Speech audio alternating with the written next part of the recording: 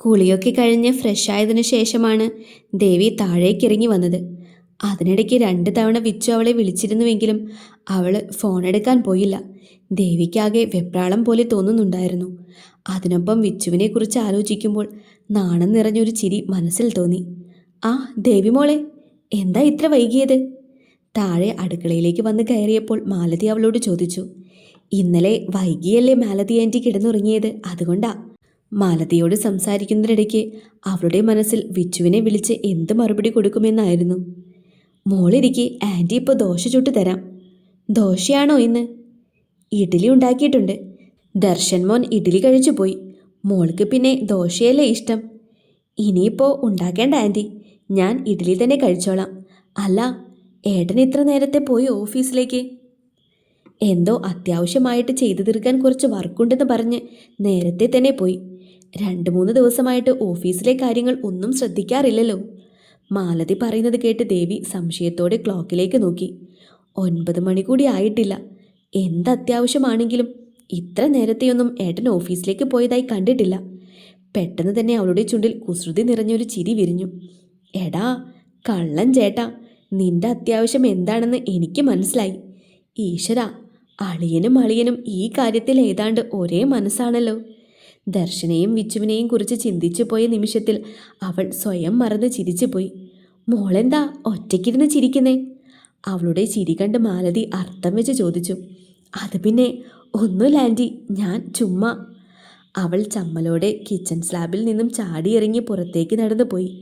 പെട്ടെന്ന് എന്തോ ഓർത്ത പോലെ അവൾ തൻ്റെ കയ്യിലിരുന്ന ഫോൺ സ്വിച്ച് ഓഫ് ചെയ്ത് ഫ്രിഡ്ജിന് മുകളിലായി വെച്ചു.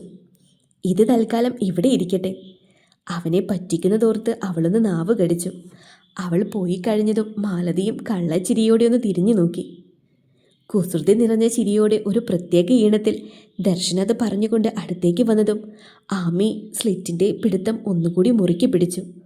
ഒരു കൈ പുറകിലേക്കായി പിടിച്ച് മറ്റേ കൈയിലെ ചൂണ്ടുവിരൽ ചുണ്ടിലായി അടിച്ചുകൊണ്ട് പതുക്കെ ഓരോ അടിയും വെച്ചവൻ മുന്നിലേക്ക് വന്നു. ദർശേട്ടൻ, എന്താ ഈ കാണിക്കുന്നേ? ഒന്ന് അവിടെ നിന്നേ. അവൾ പിന്നിലേക്ക് നീങ്ങുന്നതിനനുസരിച്ച് വിറയലോടെ അവൾ പറഞ്ഞു.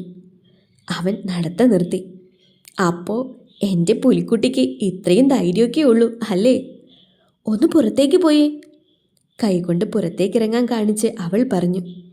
ഇപ്പോൾ ഞാൻ ഇറങ്ങിയാൽ പുറത്ത് നിൽക്കുന്ന സ്വാതി നമ്മളെ 2 പേരെയും തെറ്റിദ്ധരിക്കും. അത് വേണോ? ഒരു കണ്ണിറക്കി കാണിച്ചുകൊണ്ട് അവൻ പറഞ്ഞപ്പോൾ അവൾക്ക് ദേഷ്യവും ചമ്മലും വന്നു. ഷോ, എന്നാ ഒന്ന് തിരിഞ്ഞു നിന്നേ. ഇനി എന്തിനാ തിരിഞ്ഞു നിൽക്കുന്നത്? കാണാനുള്ളതെല്ലാം ഞാൻ കണ്ടില്ലേ. അയ്യേ, ഇതെന്തൊക്കെയാ ഈ പറയുന്നേ? ഒന്ന് തിരിഞ്ഞു നിന്നേ. അല്ലെങ്കിൽ തന്നെ ഇതിപ്പോൾ പ്രത്യേകിച്ച് കാണാൻ മാത്രം ഒന്നുമില്ലല്ലോ. ഒന്ന് തിരിഞ്ഞു നിൽക്കാൻ പറ്റുമോ? ഓക്കെ. കാല് 2ഉം അമർത്തി ചവിട്ടി ദേഷ്യത്തോടെ ആമി പറഞ്ഞതും ദർശൻ തിരിഞ്ഞു നിന്നു. കുറച്ച് മുൻപിലേക്ക് നിൽക്ക്. അവൻ കാണുന്നുണ്ടോ എന്ന് ശ്രദ്ധിച്ചു നോക്കിക്കൊണ്ട് അവൾ കട്ടിലിരുന്ന പാൻറ് എടുത്ത് പതുക്കെ കട്ടിലിനരികത്തേക്ക് ഒതുങ്ങി നിന്ന് പാൻറ് ഇട്ടു. എന്ത് പണിയാ ദർശേട്ടാ ഈ കാണിച്ചത്? ആരോട് ചോദിച്ചിട്ടാ മുറിക്കകത്തേക്ക് കയറിയത്? പാൻറ് ഇട്ട് കഴിഞ്ഞതും കട്ടിലിൻ്റെ മറവിൽ നിന്നും മുന്നിലേക്ക് വന്നുകൊണ്ട് അവൾ ചോദിച്ചു. എനിക്കിനി തിരിഞ്ഞു നോക്കാമോ? കൈപ്പൊക്കി കാണിച്ചുകൊണ്ട് അവൻ ചോദിച്ചു. ആ നോക്ക്. ദേഷ്യത്തോടെ തന്നെ അവൾ പറഞ്ഞു. അതെ, ഞാൻ ചോദിക്കേണ്ടവരോട് ചോദിച്ചിട്ട് തന്നെയാ അകത്തേക്ക് കയറിയത്. ആ സ്വാതിയാ എന്നോട് അകത്ത് പോയി കണ്ടോളാൻ പറഞ്ഞത്. എന്തായാലും ഞാൻ വന്നത് നന്നായി. എനിക്ക് പകരം വേറെ ആരെങ്കിലുമാണ് ഈ കാഴ്ച കണ്ടതെങ്കിൽ. ഒരു കൈ നടുവിന് താങ്ങു കൊടുക്കുന്നത് പോലെ കൊടുത്ത് പ്രത്യേക ഭാവത്തിൽ അവനത് പറഞ്ഞതും അവളങ്ങ് ചൂളിപ്പോയി. അങ്ങനെ വേറെ ആരും ഇങ്ങോട്ടേക്ക് കയറി വരാറൊന്നുമില്ല. അതുകൊണ്ടല്ലേ ഞാൻ ഇത്ര ധൈര്യത്തിൽ ഇറങ്ങി വന്നത്. ചമ്മൽ മറയ്ക്കാൻ എന്ന വണ്ണം അവൾ പറഞ്ഞൊപ്പിച്ചെങ്കിലും അവസാന വാചകങ്ങൾ പതിഞ്ഞുപോയി. ആ, എന്തായാലും ഞാൻ തന്നെ കാണാനുള്ളതല്ലേ, നേരത്തെ ആയിപ്പോയെന്നല്ലേ ഉള്ളൂ. ഓ, എന്നാലും ആ കാഴ്ച എൻ്റെ ആമി. ഷർട്ടിൻ്റെ തുറന്നു കിടക്കുന്ന ബട്ടണുകൾക്കുള്ളിലൂടെ കൈകൊണ്ട് നെഞ്ചു തടവി മറ്റേ കൈയിലെ നഖം കടിച്ചുകൊണ്ട് നാണത്തോടെ അവൻ പറഞ്ഞതും നാണവും ചമ്മലും കൊണ്ടവൾ തിരിഞ്ഞു നിന്ന് കളഞ്ഞു. അവളുടെ ആ ഭാവവും നിൽപ്പും കണ്ട് അവന് ചിരി പൊട്ടി. എൻ്റെ ആമി, നീ ഇങ്ങനെ നാണിക്കാൻ തുടങ്ങിയ ഈ ചേട്ടൻ കുറേ ബുദ്ധിമുട്ടുമല്ലോ. തിരിഞ്ഞു നിൽക്കുന്ന അവളെ ഒരു കൈയാൽ വലിച്ച് തന്നിലേക്ക് ചേർത്ത് നിർത്തി മുറുകെ ഇടുപ്പിലൂടെ ചുറ്റി പിടിച്ചുകൊണ്ട് അവൻ പറഞ്ഞു. പോ, ഞാൻ വഴക്കാം. എന്നെ കളിയാക്കിയില്ലേ? അവൻ്റെ നെഞ്ചിലായി പിടിച്ച് തള്ളിക്കൊണ്ട് അവൾ വാതിൽ തുറക്കാനായി മുന്നോട്ട് നടന്നു. വാതിലിൻ്റെ ഹാൻഡിലിൽ കൈ പിടിച്ചതും അവൻ പുറകിൽ നിന്നും അവളെ ചുറ്റിപ്പിടിച്ച് മതിലിലേക്ക് ചേർത്ത് നിർത്തി.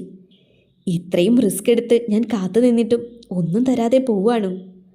അവളുടെ മുഖം ആകെ കണ്ണോടിച്ചുകൊണ്ട് അവനത് പറഞ്ഞപ്പോൾ നാണത്താൽ അവളുടെ മുഖം തണുത്തുപോയി. നിലത്ത് നോക്കി നിൽക്കുന്നവളെ താടിത്തുമ്പ് ഉയർത്തി അവൻ തനിക്ക് നേർക്ക് പിടിച്ചു. തലയപ്പം താഴ്ത്തി പിടിച്ചുകൊണ്ട് അവൻ്റെ മുഖം അവളുടെ മുഖത്തിന് നേർക്ക് പിടിച്ചു. അവൻ്റെ അന്നേരത്തെ ഭാവത്തിൽ അവളാകെ തളർന്നുപോയി. സ്വയം അറിയാതെ അവൾ കണ്ണുകൾ അടച്ചു പിടിച്ചു. അവളുടെ കൈകൾ അവൻ്റെ പുറത്തായി വന്ന് വിശ്രമിച്ചു. അതേ നിമിഷം തന്നെ അവൻ്റെ ചുണ്ടുകൾ അവളുടേതിൽ അമർന്നു.